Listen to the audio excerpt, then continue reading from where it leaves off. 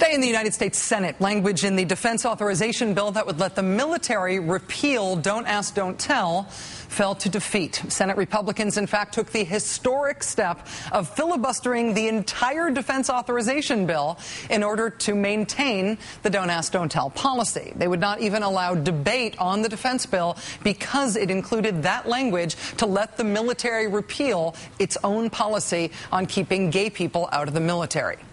And so we don't have a bill to fund the military this year, at least so far.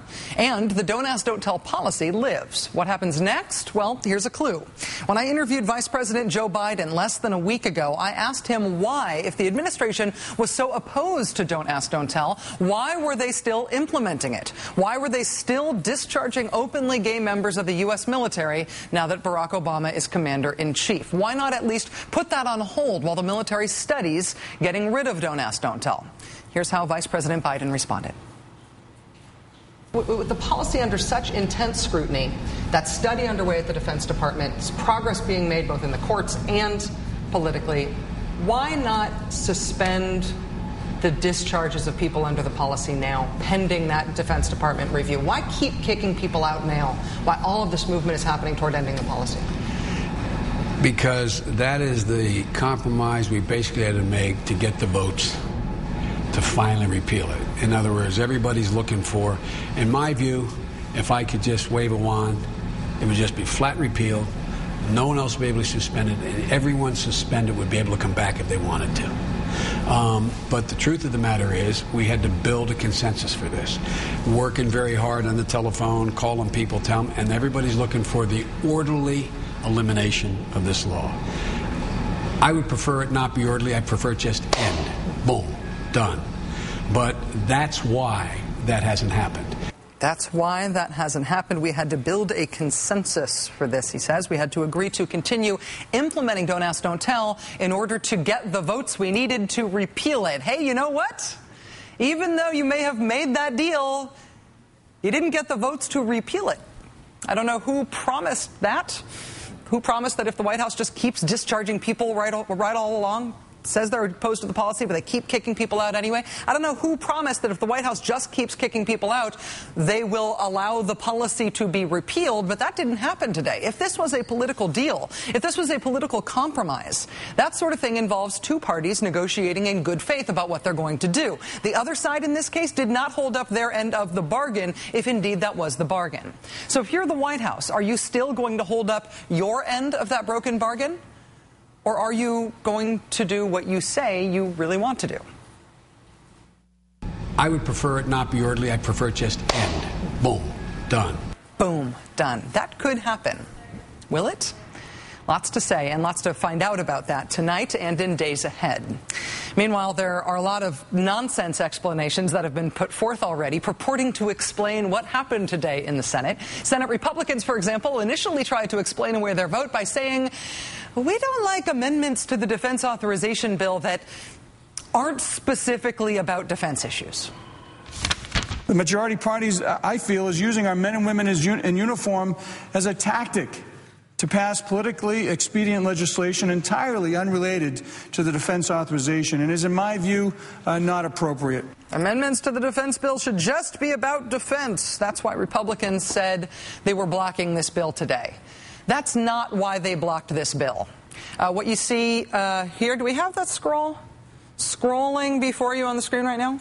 These are all amendments that Republicans have attached to defense authorization bills just in the past few years. Banning internet gambling, opening up the Arctic National Wildlife Reserve to oil drilling, allowing concealed weapons to be carried across state lines, increasing fines for broadcasting indecent material on television. Oh, the humanity. Toughening up campaign finance regulations. All of these things have been attached by Republicans to defense authorization bills in the past. Do any of them sound like they have anything at all to do with funding the U.S. military? No, they do not. Today, Republicans objected to the potential of the DREAM Act, an immigration bill being attached to the defense authorization bill. But 3 years ago, it was Republican Senators Orrin Hatch and Bob Bennett who tried to attach the very same DREAM Act to this very same bill, thus disproving the fake objection from Republicans today that this is somehow about the purity of the defense bill. that the defense bill never has anything non-germane attached to it. Republicans also tried to say that what happened today was because they wanted to be able to offer more amendments to the defense bill on their own side. That was the argument from Republican Senator Susan Collins of Maine. She said she's all for getting rid of the don't ask, don't tell policy, but she voted to filibuster today because Republicans have a lot of amendments they want to put forward, and Democrats wouldn't allow Republicans to amend the bill. I will defend the right of my colleagues to offer amendments on this issue and other issues that are being brought up. The majority leader apparently intends to shut down the debate and exclude Republicans from offering a number of amendments. So that's also why Republicans say they blocked this bill today. But that's not actually why they blocked it. Here's Democratic Majority Leader Harry Reid on the floor of the Senate saying he would allow Republican amendments to this bill. There are a number of amendments that I think need to be considered on it initially. And I've stated what those would be, more than likely. I've also, in my conversations with my Republican friends, they've indicated that they want likely more than just a motion to strike the don't ask, don't tell that's in the base of the bill. I said, that's fine. I said, that's fine. That was last Thursday. Senator Reid's office confirming to us today that his insistence was that Democrats get their amendments through, and then they would consider Republican amendments. This whole argument that Republicans weren't being allowed to amend the bill, it's not true. It is made up. The technical term for that is malarkey. John McCain and Republicans also said today that this was about deferring to the military, that Congress shouldn't change the policy on gay people serving openly before the military itself has a chance to study it. Why are we now trying to jam this thing through without the survey being completed and without a proper assessment of its impact? Let us hear from the men and women who are serving in the military.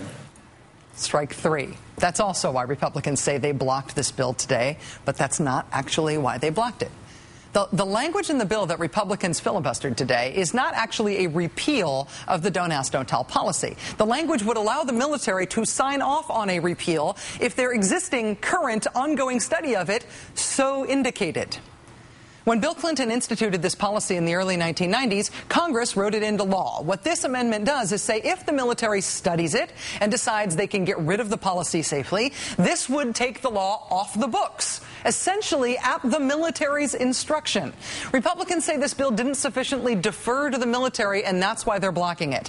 That is not why they blocked it. The bill put the whole question in the military's hands. It was not about that. It's also not about non-germane amendments being attached to the bill. It's not about Republicans wanting to add their own amendments to the bill and being prevented from doing so. Republicans say those are all of the reasons why they blocked this bill today, but none of those are the reasons why they did it, demonstrably. The defense authorization bill has passed the House and the Senate 48 years in a row now, ever since 1962. Today, Republicans did a historic thing. They chose to block funding for the entire U.S. military. And they did it not because of any of that window-dressing procedural stuff they are trying to hide behind today. They did it because they want to keep this anti-gay policy in place. This is about the gays. They tried to dress it up as being about all these other things, all these process things. It's not about any of those other things. It is about the gays. And sometimes that manages to bleed through all the nonsense. All of America is watching, and they don't think that the defense authorization bill in times of war is the appropriate thing to do to advance a far-left liberal agenda. What is that liberal agenda? The liberal agenda is to have open gays serving in the military. I just think that's dangerous. To say this is not going to have a corrosive impact on the men and women in the military is a mistake. And it won't be able to be passed next year, maybe after the American people have sent some new senators to this Senate. Maybe then it won't be so popular and have so much support. Senators, your culture war is showing. So what happens next? Well, President Obama is on record. He's on tape promising to end Don't Ask, Don't Tell this year in 2010. This year, I will work with Congress and our military to finally repeal the law that denies gay Americans the right to serve the country they love because of who they are. This year, President Obama said back in January, it is a promise that he has made in public. It is a promise that he has also made in private. It is a private promise that he made to people whose lives are being ruined by this policy right now while he is still commander-in-chief.